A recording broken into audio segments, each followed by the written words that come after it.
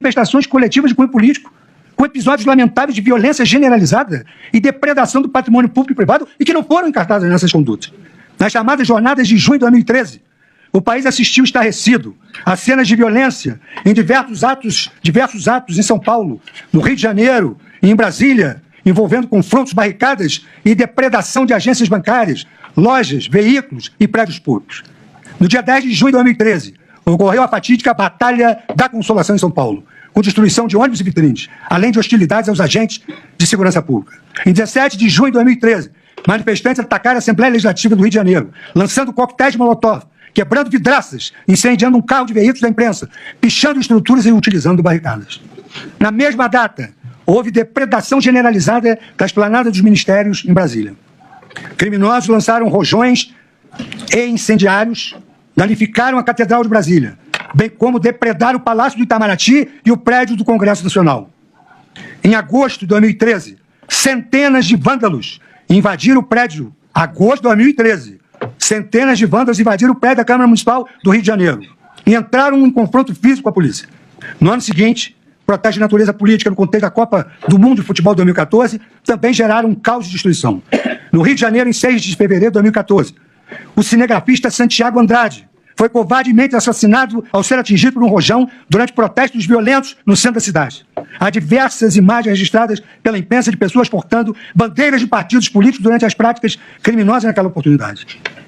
Infelizmente, em maio daquele ano, milhares de pessoas voltaram a praticar episódios de violência na Rua da Consolação, com incêndios, arremessos de pedras, agressões a policiais, depredações de ônibus, lojas, além de bloqueio de rodovias, da rodovia Anhanguera, da Ponte do Socorro e da Avenida Radial Leste, em diferentes pontos da cidade. Na mesma época, na capital federal, policiais foram agredidos com madeiras e pedras durante a marcha do Eixo Monumental, conforme fato noticiado publicamente. Em 15 de junho de 2014, dia do primeiro jogo do campeonato, delinquentes explodiram bombas caseiras, bloquearam vias públicas, vandalizaram agências bancárias e entraram em confronto com a polícia nas imediações do Maracanã, no estado do Rio de Janeiro. Fatos semelhantes aconteceram no segundo semestre de 2016.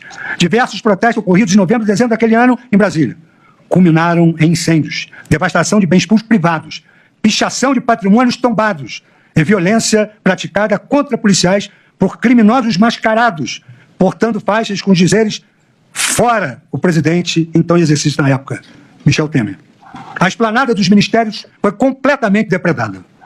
É fato notório que em todos esses eventos houve envolvimento de pessoas doutrinadas pela estratégia denominada Black Bloc, destinada a incitar a população à desobediência civil por meio de atos violentos, em especial a depredação de agências bancárias, concessionárias de veículos e prédios públicos. O intento subversivo organizado é retratado, inclusive, em um manual de ação direta Black Bloc, com instruções detalhadas para a adoção de táticas de guerrilha e de convencimento social, por meio de simbologias contra o capitalismo e as instituições públicas. Agora vem a perplexidade. Nada obstante, em nenhum desses casos, oriundo dessas manifestações políticas violentas, até pela data, se cogitou de imputar aos seus responsáveis os crimes previstos na então vigente Lei de Segurança Nacional, que repetia a disposição tentar mudar com emprego de violência ou grave ameaça a ordem ou o regime vigente ou o Estado de Direito. Tentar impedir com emprego de violência ou grave ameaça o livre exercício de qualquer dos poderes da União dos Estados. Devastar, saquear, incendiar, depredar, provocar explosão, praticar atentado, pessoal, atos de terrorismo por inconformismo político. E outros delitos que todos se enquadravam nessas condutas. Nas investigações ocorridas, no âmbito de São Paulo, as condutas dos Black Blocs foram apuradas à luz do artigo de associação criminosa e milícia privada do Código Penal. Consoante noticiado na imprensa, apenas alguns casos resultaram em condenações criminais em julho de 2015. Como o processo é público, João Antônio Rosa foi condenado em primeira instância por associação criminosa a pena de 1 ano de prisão, convertido em prestação de serviço à comunidade. Já Pierre Ramon Alves de Oliveira, filmado atacando o portão da Prefeitura de São Paulo com a grade metálica, foi condenado ao pagamento de multa. Folha de São Paulo. Black Blocs ficam isolados e submergem após o auge de junho de 2013. Reportagem de 13 de junho de 2023, às 23 horas e 15 minutos. Por sua vez, a Justiça do Rio de Janeiro condenou em primeira instância 23 participantes dos atos gerados pelos Black Blocs.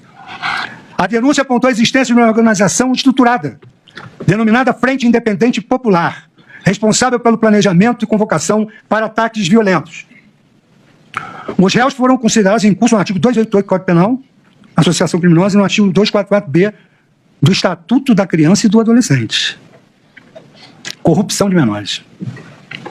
Todavia, além dessa classificação típica irrisória, em sede de recurso, as condenações de todos os 23 réus foram anuladas sob o fundamento da licitude da prova, que se lastreou na acusação somente. Pior ainda, com relação à morte do cinegrafista Santiago Andrade, apenas Caio Silva de Souza foi condenado em um processo distinto, por lesão corporal seguida de morte, a uma pena de 4 anos de prisão, em regime aberto. Em suma, o que eu quero dizer é que, ausente o potencial concreto de conquista do poder e de substituição do governo, resta ausente a tipicidade material do crime do artigo 359-M do Código Penal. A interpretação adequada do dispositivo exige que se preserve o princípio da lesividade, de modo a restringir a incidência da norma penal